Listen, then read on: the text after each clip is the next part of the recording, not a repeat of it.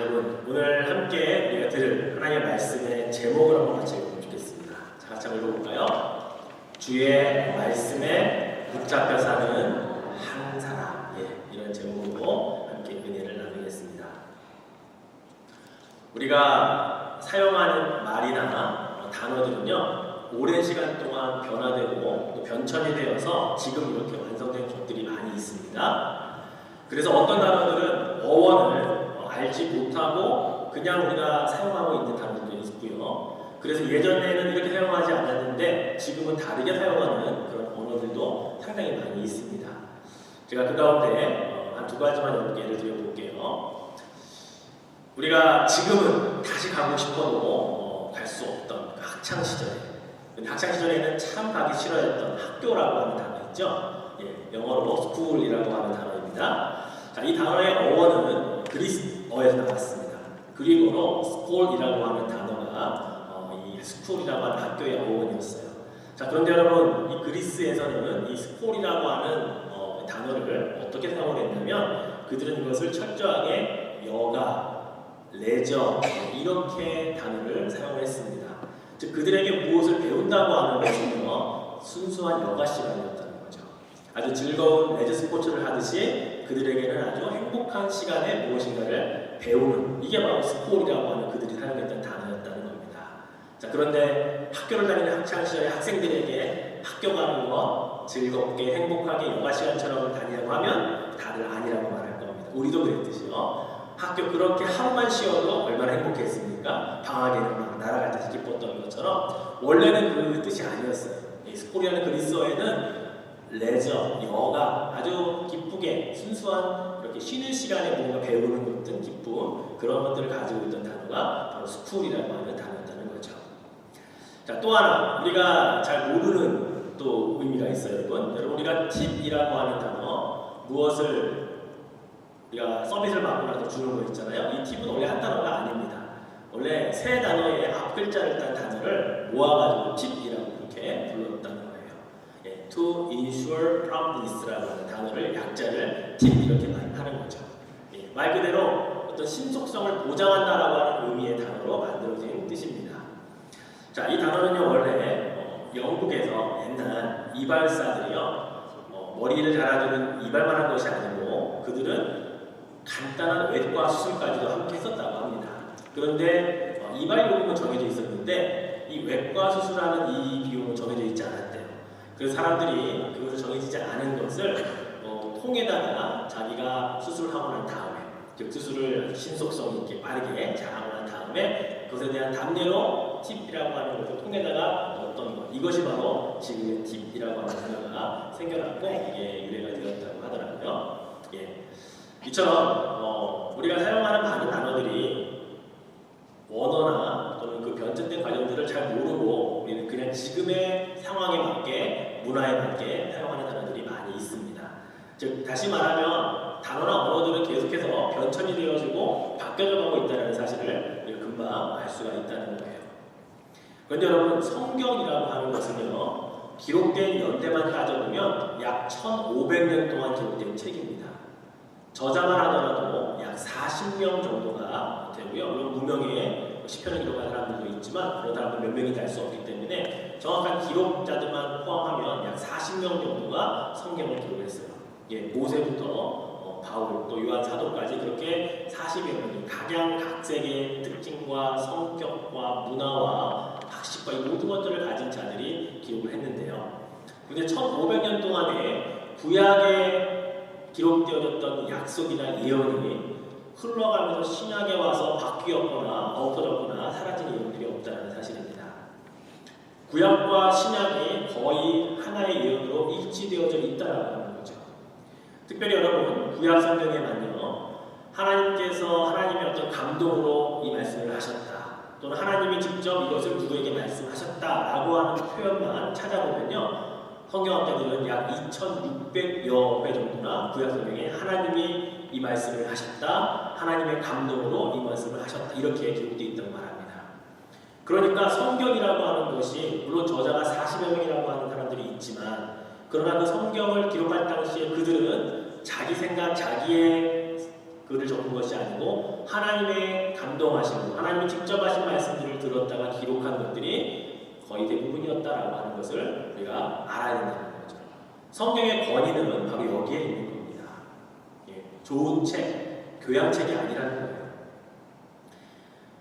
예레미야 선지자가요, 20장 9절에 보면 예레미야서 이렇게 말을 하고 있어요. 내가 다시는 여호와를 선포하지 아니하며 그의 이름으로 말하지 아니하리라 하면 나의 마음이 불붙는 것 같아서 골수에 사무치니 답답하여 견딜 수 없나이다. 왜 그렇게 말했을까요? 하나님이 그렇게 예레미야를 통해서 자꾸 말씀을 주시는 것을 막 선포했거든요. 그런데 이스라엘 백성들이 듣지 않는 거예요. 그러니까 해도 듣지 않으니까 너무나 가슴이 답답해서 안 하고 싶은 거죠. 더 이상 하나님이 주셔도 나는 그 이름을 선포하지 않겠다라고 다짐을 하는데 또 자꾸 말씀을 주시니까 그 말씀에 대한 자꾸 불분증이 일어나니까 이 말씀을 선포하지 아니하고 저는 답답하여 견딜 수 없습니다라고 이렇게 말하고 있다는 거죠. 즉 예레미야는 하나님의 음성을 계속 듣고 그 말을 선포하고 기록했던 사람이라는 것을 알 수 있다는 거죠. 신약도 똑같습니다. 예수님의 수제자라고 말하는 베드로는 성경에 베드로전서, 베드로후서밖에 없습니다. 그는 베드로후서, 즉 자기가 죽기 전에 몇 년 앞두고 마지막으로 남긴 유언과 유서와도 같은 그것이 베드로후서인데요. 베드로후서 1장 21절에 말씀을 보니까 베드로가 이렇게 기록합니다. 예언은 언제든지 사람의 뜻으로 되는 것이 아니요 오직 성령의 감동하심을 받은 사람들이 하나님께 받아서 말한 것이다 하고 말해요. 자기가 기록하고 있는 것도 마찬가지고 과거에 하나님 말씀을 듣고 기록했던 많은 성경들은 결국 사람들에 의해서 기록된 것이긴 하지만 하나님의 생각이나 뜻이 아니라 성령으로 감동받은 하나님의 사람들이 하나님께 받아서 말한 것이다 라고 성경의 권위를 이렇게 인정해주고 있습니다. 사도 바울도 그렇죠. 갈라디아서 1장 11절 12절에 이렇게 고백합니다. 형제들아 내가 너희에게 알게 하노니 내가 전한 복음은 사람의 뜻을 따라 된 것이 아니니라. 이는 내가 사람에게서 받은 것도 아니요 배운 것도 아니요 오직 예수 그리스도의 계시로 말미암은 것이라. 사도 바울이 똑똑했습니다. 학문은 최고의 가말리엘이라고 선생님께서 배운 최고의 지성인이었어요. 그런데 배워서 말한 게 아니고 누구에게 들어서 말한 게 아니고 오직 예수 그리스도께서 주신 계시로 말미암아 나는 기록했고 전했고 말하였다라고 이야기를 하고 있다는 거죠. 그렇습니다. 1500년 동안 쓰여진 성경이 40여 명이라고 하는 사람들에 이어진 성경이 그렇게 변하지 않고 한 가지의 주제로 쭉 이어져 왔다는 사실은 이것은 사람이 한 것이 아니고 하나님의 성령이 하나님께서 직접 그 말씀을 1500년 동안 사람들에게 주셨고 그래서 그것은 변하지 않았다는 사실을 우리는 인정할 수밖에 없다는 것입니다. 그렇습니다, 여러분. 바로 이 하나님의 말씀, 이 성경을 읽고 듣고 깨닫고 그 깨달은 바를 삶 속에서 그대로 실천하는 사는 사람들을 우리가 뭐라고 부릅니까? 이런 사람들을 그리스도인이라고 부르는 겁니다. 바로 이러한 사람들을 우리가 크리스찬이라고 이야기를 하는 거예요. 말씀과 상관이 없는 사람은 크리스찬이 아닙니다. 하나님의 말씀에 도전받지 않고 말씀 따라 사려고 내가 행하지 않으면 그리스도인 아니죠.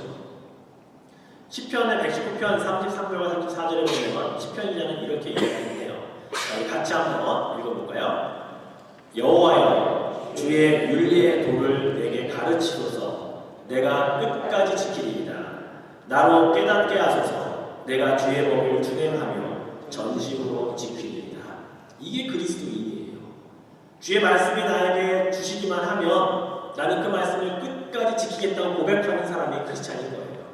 하나님이 주신 말씀을 깨달았다면 깨달은 바대로 내가 그 법을 준행하며 살겠다, 전심으로 그렇게 하겠다라고 고백하고 실제로 살아가는 사람을 우리는 그리스도인이라고 말하는 겁니다.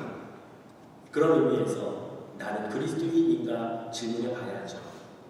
그런 의미에서 나는 얼마나 주의 말씀을 듣고 깨달은 대로 지키며 살아가려고 노력하는가에 대한 질문으로 그럼 나는 진짜 크리스찬인가? 라고 하는 대답을 할 수 있어야 된다는 것입니다. 오늘 설교의 제목을 제가 주의 말씀에 붙잡혀 사는 한 사람이라고 정했습니다.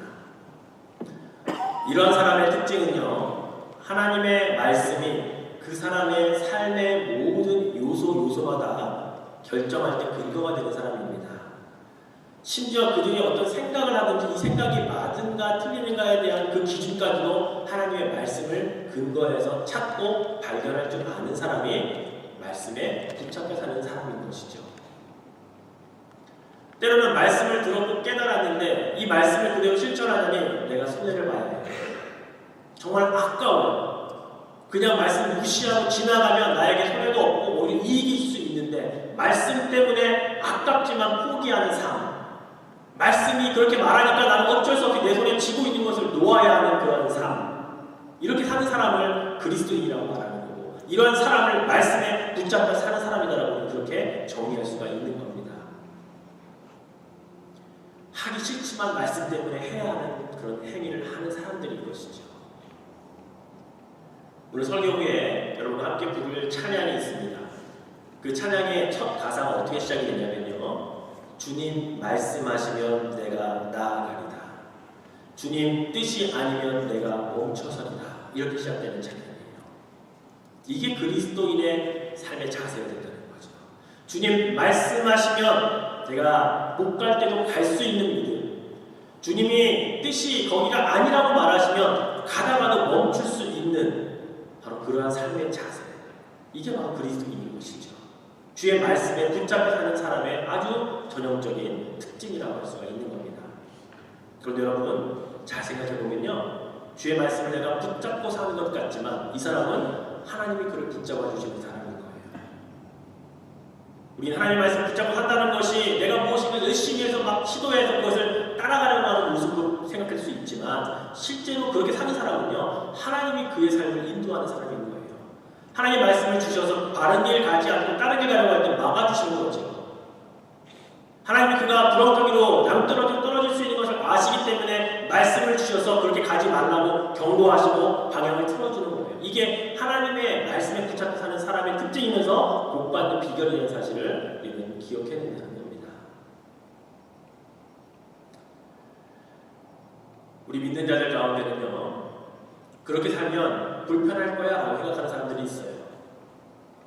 모든 생각 하나하나마다, 내가 쉽게 결정할 수 있는 것 하나하나마다 다 그렇게 성경 말씀 한 구절 한 구절이 다 적용해야 되고 찾아야 되고 근거를 제시해야 된다면 어떻게 내가 살아?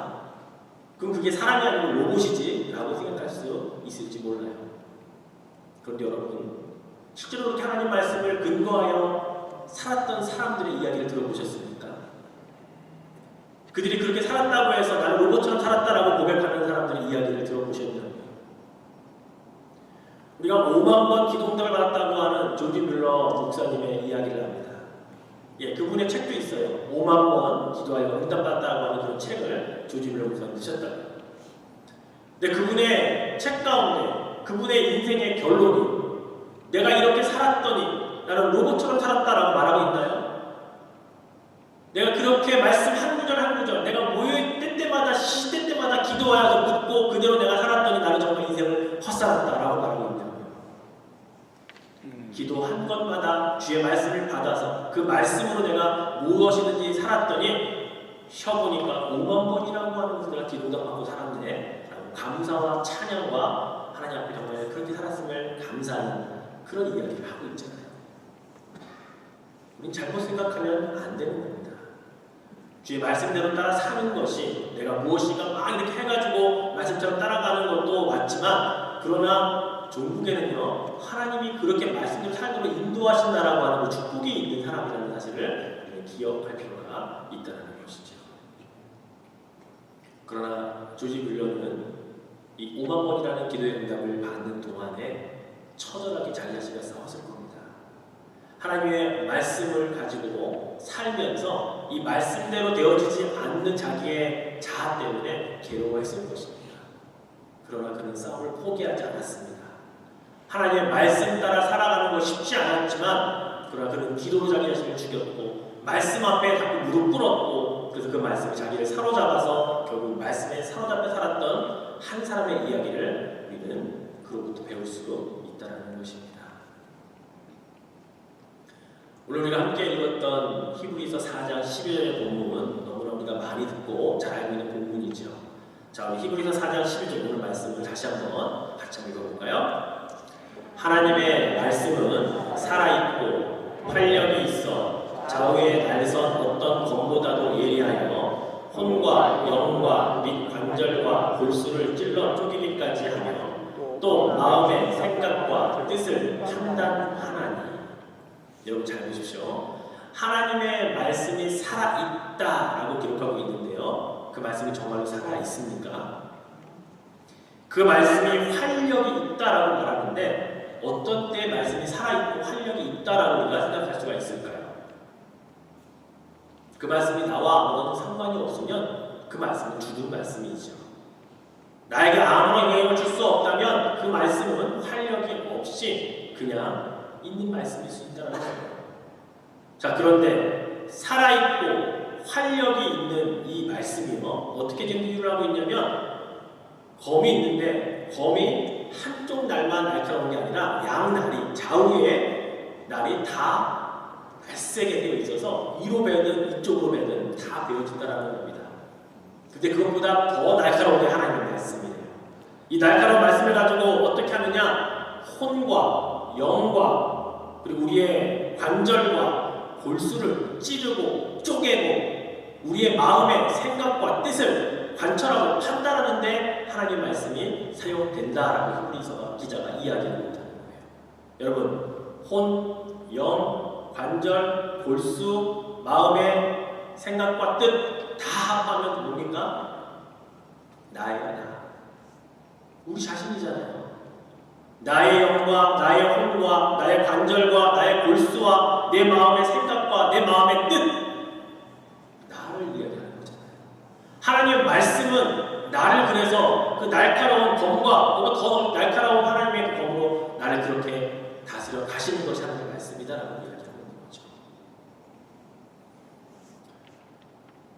여러분, 병원에 가면 우리 몸을 속속들이 투시하여서 볼 수 있는 많은 기계들이 있습니다. 자, 제가 화면 한번 보여드려 볼게요. 자, 네 가지 여러분 구분하십니까? 자, 제일 첫 번째 있는 거는 뭘로 찍은 걸게요? 예, 엑스레이 찍은 겁니다. 두 번째 찍은 건 뭘로 본 거예요? 예, 초음파. 애기들 그 뱃속에 있을 때 초음파 울트라사운드 하죠. 세 번째와 네 번째는 예, MRI와 CD 촬영하는 걸 한 건데요. MRI와 CD를 제가 찾아보니까 둘 다 조리공사할 때 쓰는데 CT는 단면으로 가로로 이렇게 촬영하는 걸 말하고 MRI는 뭐 상하, 좌우 다 이렇게 여러 입체적으로 촬영하는 것을 MRI를 촬영한다고 얘기를 하더라고요. 저도 뭐 정확한 의학 용어니까 잘 모르겠죠. 그 정도 기본적인 상식을 이야기를 해드릴게요. 여러분, 하나님의 말씀이 이렇다는 거예요. 아니, 이보다 더하다는 거예요. 우리가 병원에 가서 진단을 받기 위해 엑스레이를 찍고 초음파를 받고 그 다음에 MRI나 CT를 촬영하잖아요. 그래서 발견되어지는 것도 있지만 발견되지 않아서 못 고치는 것도 있을 수 있잖아요. 그런데 주의 말씀은 어떻다고요? 우리의 혼, 우리의 영, 관절, 골수 찌르고 쪼개고 마음의 생각과 뜻, 보이지 않는 것까지 다 관찰하시는 것이 하나님의 말씀이라는 겁니다. 그리고 주의 말씀을 읽을 때 그 앞에서 우리가 무엇을 숨길 수가 있겠냐고요. 주의 말씀이 내 마음에 자꾸 찔림을 주는데 그것이 나를 엑스레이 하는 거고 나를 지금 CT 촬영하고 있는 거라는 거예요. 그런데 거부하면 안 돼요. 말씀이 내 마음에 들어올 때 그 찔리는 것이 있을 때에 내가 이렇게 살아야 되는다라고 하는 다짐이 생기려고 할 때 막 거부하면 주의 말씀이 우리 안에서 살아있거나 활력이 있을 수가 없다라는 거예요. 들어와서 쪼개고 찌르고 판단하게 하는 것이 주의 말씀이 살아있다는 의미고 활력이 있다는 본문의 말씀이라는 거죠. 하나님의 말씀이 여러분 안에 살아있기를 축원해 드립니다. 하나님의 말씀이 여러분 안에서 찌르고 쪼개는 그런 놀라운 역사를 할 수 있기를 축원해 드립니다. 요한 사도가요, 우리 예수님이 이 땅에 오신 그 성무지 사건을 요한복음 1장 14절에 보니까 이렇게 표현했습니다. 말씀이 육신이 되어 우리 안에 거하신다 라고 표현했어요.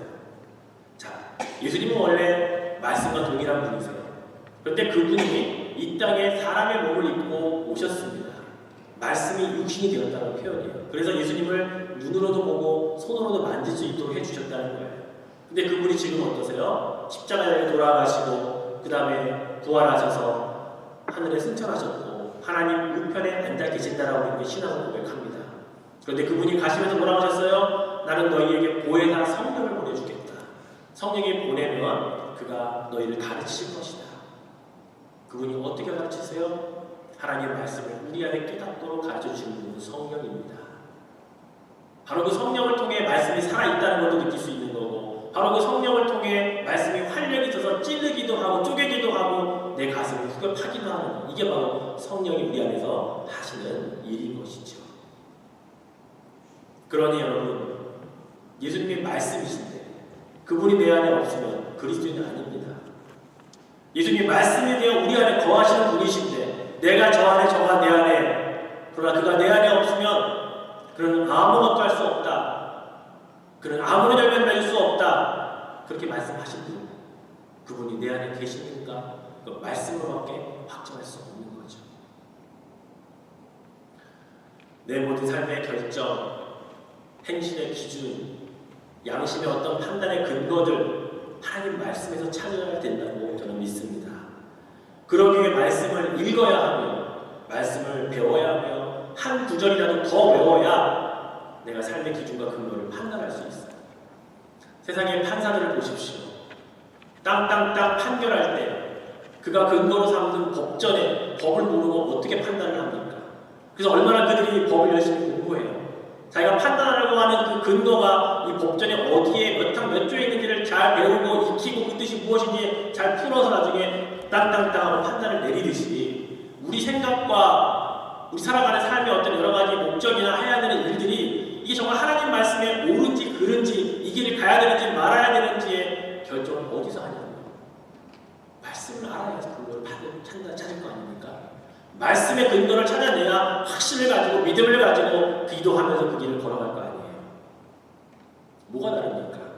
판사들과 우리들이 똑같이 그 기준이 되는 법전을 공부하는 것과 하나님 말씀을 파고들고 열심히 따라 읽고 암송하고 배워야 하는 것과 무엇이 다릅니까? 이게 바로 살아있는 하나님의 말씀을 가진 사람들의 삶이어야 된다는 겁니다. 바로 그런 사람들을 통해 하나님은 말씀을 주시는 분이십니다. 결국 하나님의 뜻을 감추지 않으십니다. 알게 하십니다. 그래서 계시하시죠. 풀어주시죠. 그것을 알게 하시는 분이 하나님이신 줄로 믿습니다. 성경은 두 가지로 되어 있습니다. 하나는 그냥 이렇게 기록되어져 있는, 문자로 되어져 있는 로고스가 있고요. 그 말씀이 나를 사로잡고 내 안에서 역사할 때 그 말씀을 레마라고 표현합니다. 그러나 로고스는 세상 사람들도 읽습니다. 도올 김용옥 같은 사람은 그것을 비판하기 위해 로고스를 읽어낸다고요. 우리가 더 열심히 읽습니다. 더 많이 암송해요. 그래서 어디에 연결되어 있는지, 무엇이 잘못되었는지 그렇게 비판하고 판단하기 위해 로고스를 읽는다고요. 근데 우리에게는 로고스가 아니라 기록된 말씀, 로고스가 나에게 레마로 가야 되는 겁니다. 이게 말씀이 살아있고 말씀이 역사하는 사람의 그런 귀한 말씀이 역사하는 힘이기 때문에 그렇습니다. 세상 사람들은요, 이런 말 참 듣기 좋아합니다. 아, 당신 참 양심적이다라는 말이에요. 이 말은 지금처럼 이렇게 도덕적으로 혼탁해지고 윤리의식이 무뎌져가는 이 시대에 참 양심적으로 산다라는 말은 참 듣기 좋은 말이고 칭찬입니다. 그렇죠? 이런 말을 그리스도인들이 참 들어야 하는데 그렇게 그리스도인이라는 이름 하에 양심적으로 산다라는 말을 듣는 것이 많지 않아서 참 부끄러운 걸 느낍니다. 그런데 여러분, 우리 그리스도인은 양심적이다라는 말보다 더 들어야 할 칭찬이 있습니다. 그것은 바로 성경적이다라고 하는 칭찬이에요. 참 성경적인 크리스찬이다라고 하는 말이죠. 장로님을 향한 칭찬이, 야, 우리 장로님 참 말씀 잘하신다. 아, 우리 장로님 참 유머 감각 있다. 우리 권사님 참 성격 좋으시다. 우리 권사님 참 음식 잘하신다. 그리스도인들 향한 칭찬 아니잖아요. 물론 이 진짜 바꾸다는 게 아니에요. 그러나 정말 우리가 정작 들어야만 하는 궁극적인 칭찬은 우리 장로님 말씀하시는 게 참 성경적이시네요. 우리 권사님 기도하시는 것이 참 성경적이시네요. 집사님 삶이 어떻게 이렇게 성경적으로 사세요? 라는 말이잖아요. 이 말을 듣고 살아야 우리 그리스도인인 겁니다. 이 말을 언제 들어보셨습니까? 언제 들으실 겁니까? 살면 돼요. 늦지 않았습니다. 그렇게 살아가려고 하는 모습 속에서도 성경적으로 산다고 우리 칭찬받을 수 있습니다. 사람들이 몰라도 하나님은 알아주시면 돼요. 그러나 그런 목표와 비전도 없이 이러한 칭찬들을 생각도 안 하고 그냥 우리가 무의식 가운데 바쁘게 분주하게만 살아간다면 우리 그리스도인으로 제대로 살아가고 있는 게 아니라는 것을 깨달아야 하는 것입니다. 목회자인 저도 이 부분에 늘 고민이 있습니다. 이렇게 살아야 된다고 여러분에게 설교하고 강조하고 성경 공부하면서 여러분에게 교훈도 드리는데 과연 나는 어떻게 살아야 될까 고민할 수밖에 없어요. 긴장하고 살아야 됩니다. 말씀을 선포한 대로 그 안에 능력이 나타나면 저도 그렇게 살아보고 이야기를 해야 되는 거고 살려고 노력하는 모습을 보여드려야 되거든요. 인위적으로가 아니라 정말 삶에서 그렇게 배워 나오는 그런 모습들로 말이죠.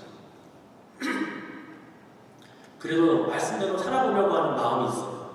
도전해본다고요. 실패하기도 하고 죄짓기도 하지만 그러나 그렇게 자꾸 시도해본다고요. 이번 주 말씀은 성경적으로 살아야 된다라고 말했기 때문에 성경적으로 살아보려고 저는 시도를 할 거예요. 이게 우리가 가야 할 길이라는 거죠. 어떤 때는 여러분 이 일이 하나님 뜻 안에서 온전치 않은 일인 것을 알면서도 그 길을 가고 싶은 마음이 있잖아요. 그런데 성경적으로 살려고 마음에도 먹고 기도하면서 그렇게 도와달라고 했던 분은요 하나님이 도와주셔요. 그 길을 가지 않도록 붙잡아 주신다. 물론 끝까지 뿌리치고 가면 할 수 없지만 최소한 하나님은 가지 말아라 마음의 소리는 주신다.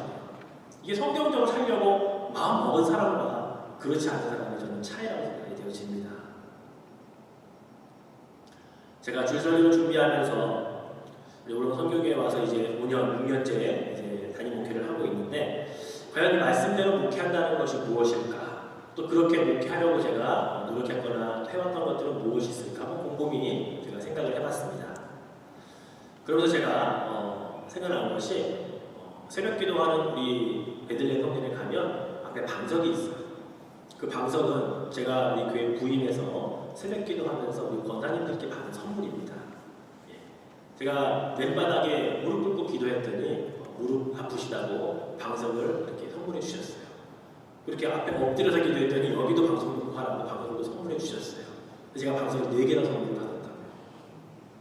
제가 지금까지 그 방석을 놓고 여전히 새벽 기도 때 무릎 꿇고 기도합니다. 왜냐하면 저는 이 말씀 때문에 그래요. 빌립보서 2장 3절 말씀에 이렇게 말씀하고 있거든요. 아무 일에든지 다툼이나 허영으로 하지 말고 오직 겸손한 마음으로 각각 자기보다 남을 낫게 여기고. 제가 40에 담임 목회자로 이후에 부름 받았거든요. 다른 동기들이나 친구들이 되게 부러워합니다. 정말 빠른 나이에 담임 목회를 하기 시작했기 때문에요. 그런데 그분들보다 제가 뭐 잘나서 또는 너무 특별해서 그런 거 아니거든요. 근데 사람이 그냥 그런 마음을 들 수 있어요. 자꾸 듣다 보면. 그런데 저는 방석이 있는 걸 기억합니다. 매 새벽 기도 때마다 그 방석을 보면 무릎을 꿇을 수밖에 없어요. 그리고 기도하면서 이 말씀을 떠올리죠. 하나님, 저는 겸손하기를 원합니다. 자고하지 않기를 원합니다. 나보다 남을 밑으로 하는 게 아니라 나보다 낮게 여기는 그런 사람이 되기를 원합니다. 라고 자꾸 그렇게 저는 스스로 노력을 합니다. 지금도 저는 새벽기도 말씀 전하고 난 다음에 무릎 꿇고 기도한다고요. 저 나름대로의 노력이고 초심을 잃지 않는 게 방법이죠. 또 제가 여러 가지 목회 가운데 문득 생각난 것이 있었어요. 우리가 금요일마다 갖는 금요 골방석 기도회 있잖아요. 제가 이 기도회를 그냥 여러분 오늘부터 금요 골방석 기도회 합니다 이렇게 시작하지 않았어요. 기도하는 중에 하나님께서 마태복음 6장 6절 말씀을 저에게 주셨어요. 너는 기도할 때 내 골방에 들어가 문을 닫고 은밀한 중에 계신 내 아버지께 기도하라. 은밀한 중에 보시는 내 하나님 아버지께서 갚아주신다. 이 말씀을 듣고 제가 하나님 그래요. 저희가 골방에 들어가서 기도하는 것처럼 무릎 꿇고 기도하는 것처럼 방석 깔고 열심히 기도하겠습니다. 그래서 시작을 이렇게 했잖아요. 저희 금요일마다 기도회 처음에 방석 가지고 와서 각자 무릎 꿇고 여기서 기도했던 거 기억하시죠? 물론 지금은 다들 연세가 드시면서 무릎이 아프시다고 의자에 앉아서 기도하긴 하지만 시작은 그렇게 했다. 지금까지 하고 있고요. 이번도 금요일이 이제 92회째 이 기도회를 합니다. 제가 연인을 한번 쉬어봤더니요 2,000명이 넘게 우리가 기도를 했더라고요. 우리 방법은 매번 적잖아요. 주의 말씀에 의해서 저는 시작을 했고요. 주의 말씀으로 하라고 하셨기 때문에 저는 계속 이어갈 겁니다. 주님 오시는 그때까지 저는 이 기도회가 있었으면 좋겠습니다. 여러분, 주의 말씀에 붙잡고 산다는 것이 어떤 것인 것 같으세요? 하나님 말씀하시면 주님 제가 그대로 순종하겠습니다. 주님 말씀하시면 그냥 흩어버리지 않고 한 귀로 듣고 한 귀로 흘려버리지 않고 제가 고민하겠습니다. 주님 그 말씀대로 살도록 도와주십시오 라고 기도하는 사람, 저는 이런 사람이 주의 말씀에 붙잡혀 사는 사람이라고 믿습니다. 작든 크든 그 어떤 일을 하든 바로 이것이 주의 말씀이 우리를 사로잡는 삶이기 때문에 그런 거죠. 저는 오늘 말씀의 제목을 주의 말씀에 붙잡혀 사는 한 사람이라고 말한 이유는요, 저부터 시작하겠다는 의미이기도 합니다. 여러분 한 사람만 그렇게 시작했으면 좋겠어요. 그럼 그 한 사람이 또 다른 한 사람을 낳을 겁니다. 도전 받을 수밖에 없어요. 내가 아는 이 집사님이 이렇게 말씀대로 살려고 노력하는데 그 옆에 있는 장로님 권사님이 도전 받죠. 그럼 그 한 사람 한 사람이 모이는 우리 오래고 성교회 공동체, 하나님 말씀하시는 그 말씀대로 나아가겠다고 다짐하는 이 교회 공동체, 목회자 이상 그거 꿈이어만 합니까? 정말 그렇게 이루어서 살아갈 수 있는 그런 교회가 이 시대에 되어보면 어떻겠습니까? 말씀을 맺겠습니다. 제가 어려서부터 우리 부모님으로부터 신앙교육을 받은 게 있어요. 신명기서에 보면 누웠을 때든지 앉았을 때든지 일어났을 때든지 말씀을 계속 가르치고 하라고 하는 말씀이 있잖아요. 저는 초등학교 3학년 때 불교 집안이었다가 기독교로 저희 집에 다 같이 개종을 했어요. 그런데 한 몇 년 지나서부터가 집안에서 일주일에 2번씩 부모님이 가정예배를 드리자 그러시는 거예요. 저희 어머니는 사회를 보시고 저희 아버지, 저희 누님, 저희 남동생 이렇게 4명은요 예배 때마다 돌아가면서 설교를 했습니다. 제가 첫 번째 설교한 게 중학교 1학년 때예요. 가정예배 때. 그러면서 저희 어린 자녀들이 준비하여 선포하는 말씀, 저희 남동생은 초등학생이었어요. 뭐 얼마나 잘 준비하고 얼마나 은혜롭게 하겠냐고요. 그런데요 부모님이요 그 우리들이 선포하는 말씀에 아멘 끝나고 나면 은혜 받았다고 그런 얘기를 계속 해주셨어요. 물론 그때는 목회자가 되고 싶다는 마음을 전혀 갖지 못했던 때였는데 불구하고 어쩌면 하나님은 부모님들을 통해서 그 교육을 시켜주는지 모르겠어요. 자녀들을 향한 이러한 말씀의 교육들이 결국은 한 사람을 만들어가는 거 아니겠습니까? 여러분이 과연 무엇을 가지고 자녀들을 양육하고 계시는지, 또 무엇을 위해 그들 위해 기도하는지 여러분 생각해 보시면 좋겠어요. 제가 말씀을 정리하면서 말씀대로 사는 사람은 어떤 특징이 있을까 제가 5가지를 정리를 했습니다. 첫 번째, 말씀을 잊지 않기 위해 노력해야 돼요. 오늘 설교 말씀 들은 거 여러분 은혜 받으실지 모르겠지만 나가시고 1-2시간 지나면 다 까먹을 거예요. 설교 본문도 기억 안 나고 제목도 까먹을지 몰라요. 그런데 말씀에 붙잡혀 사는 사람은 이걸 다시 한번 끄집어내서 기도하고 말씀대로 살려고 하는 사람인 거예요. 주일 예배 끝나고 나면 여러분 이 영상 녹화돼가지고 우리 교회 홈페이지에 올라가고요. 여러분 가지고 있는 핸드폰 앱으로도 볼 수 있고요. 유튜브에도 찾아 나와요. 한 번 더 보시면 좋겠어요. 그래서 내가 이번 주에 어떤 말씀 도전받았지? 일주일이 지나기 전에 한 번 더 듣고 보고 깨닫고 실천하는 사람, 이게 말씀을 붙잡고 사는 사람의 저는 특징이라고 믿습니다.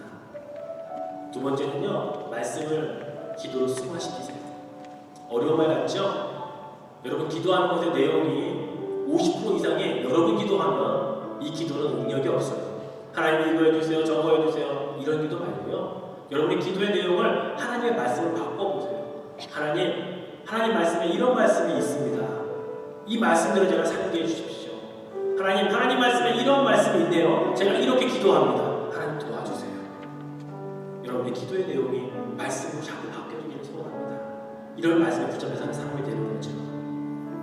세 번째는요, 말씀의 풍성함이 여러분의 아름다운 인격으로 바뀌어야 됩니다. 말씀을 많이 아는 사람을 말씀에 사로잡혔다고 말하지 않아요. 성경 박사일 수는 있지만 말씀에 붙잡혀 사는 사람은 그런 사람 아닙니다. 말씀이 여러분의 성격을 바꿔야 돼요. 여러분의 말투를 바꿔야 돼요. 여러분의 삶의 태도를 바꿔주는, 이게 말씀의 풍성함이 여러분의 인격을 바꾸는 삶이 되어야 되는 거예요. 그러면 말씀이 여러분을 사로잡습니다. 네 번째는요, 말씀 때문에 계속 갈등하셔야 돼요. 말씀 때문에 여러분 안에서 몸부림쳐야 돼요. 내가 이 말씀대로 살다니 너무 힘들고 괴롭지만 부딪혀야 돼요. 말씀이 여러분을 이기기도 하고, 때로는 내가 말씀을 이겨서 내 먼저 살기도 하잖아요. 그런데 자꾸 싸워야 돼요. 그러다가 횟수가, 말씀이 나를 이기는 횟수가 점점 많아지면 말씀의 상대로 살게 되어 있어요. 도전하지 않으면, 싸우지 않으면, 말씀으로 갈등하지 않으면, 내적인 것으로 고민하지 않으면 이런 일이 일어나지 않습니다. 마지막 다섯 번째는요, 말씀을 은혜 받았다 라고 말해야 되지, 말씀으로 내가 찔려서 공격받았다 이렇게 생각하면 안 돼요. 어떤 분들은 이렇게 말하는 분이 있어요. 우리 목사님이 설교를 통해서 나를 하게 하신 말씀이야, 나들라고 하신 말씀이야. 그래서 목사님이 나를 공격했다는 말이잖아요. 저하고 원수가 되냐는 이야기잖아요. 그렇게 말하면 안 돼요. 하나님은 나에게 이 말씀을 주셔서, 찔림을 주셔서 회개하게 하라고 하시는구나, 이 말씀으로 나를 다시 새롭게 하기를 원하시는구나, 이렇게 은혜로 받아야 되는 겁니다. 그러면 말씀에 붙잡혀 사는 사람이 될 수 있어요. 다섯 가지, 여러분 쉬울 수도 있지만 어려울 수도 있고요. 그러나 여러분 한두 가지라도 시작하고 도전하시면 여러분이 바로 말씀에 붙잡혀 사는 사람이 될 수 있습니다. 그렇게 될 여러분을 저는 기대하겠습니다. 함께 찬양 부르고요, 함께 우리가 기도하면 좋겠습니다. 주님 말씀하시면, 주님 말씀하시면 내가 나아가리라. 주님 뜻이 아니면 내가 멈춰서리라. 나의 가고 서는 것 주님 뜻에 있으니, 오 주님 나를 이끄소서. 다시 한번 고백합시다. 주님 말씀하시면, 주님 말씀하시면 내가 나아가리라. 주님 뜻이 아니면 내가 멈춰서리라. 나의 가고 서는 것 주님 뜻에 있으니, 오 주님 나를 이끄소서. 뜻하신 그곳에, 뜻하신 그곳에 나 있기 원합니다. 이끄시는 대로 순종하며 살리니, 연약한 내 영혼 통하여 일하소서. 주님 나라와 그 뜻을 위하여, 뜻하신 그곳에, 뜻하신 그곳에 나 있기 원합니다. 이끄시는 대로 순종하며 살리니, 연약한 내 영혼 통하여 일하소서. 주님 나라와 그 뜻을 위하여, 오 주님 나를 이끄소서. 우리 함께 기도하죠. 여러분, 주님 말씀하시면 여러분 나아가셔야 됩니다. 주님 뜻이 아니면 멈춰 서야 됩니다. 내가 가고 서는 것 주의 뜻과 주의 말씀에 있음을 부인하지 마십시오. 바로 그 길이 말씀에 사로잡혀 사는 사람의 삶입니다. 주님 그렇게 살겠습니다. 도와주십시오. 함께 기도하겠습니다. 하나님 아버지 감사합니다. 주의 말씀이 나를 사로잡기를 원하며 내가 주의 말씀에 사로잡혀 살아가기를 소망합니다.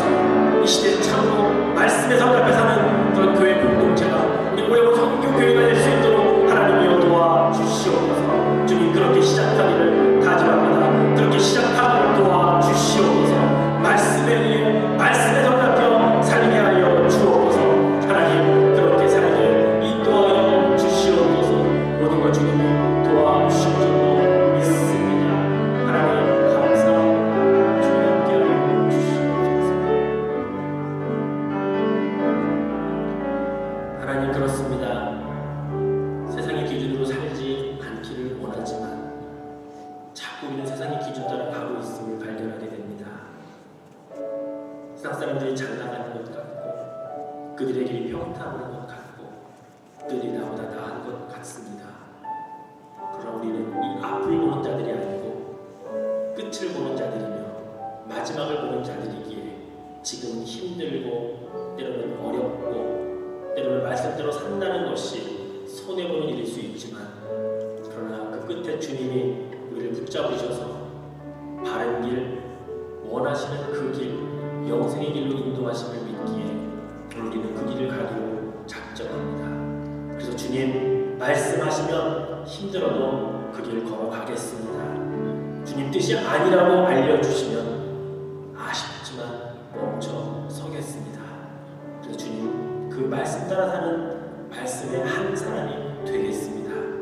나로 시작된 이 말씀 따라 하는 운동이 내 옆 사람을 변화시키고 우리의 가족을 변화시키고 우리 교회를 변화시켜 이 사회가 바뀌고 이 민족이 바뀌고 온 땅이 바뀌는 역사를 나로부터 시작하게 하여 주시옵소서. 주의 말씀에 붙들려 사는 그 한 사람 제가 되겠습니다. 그렇게 되도록 도와주시옵소서. 예수님의 이름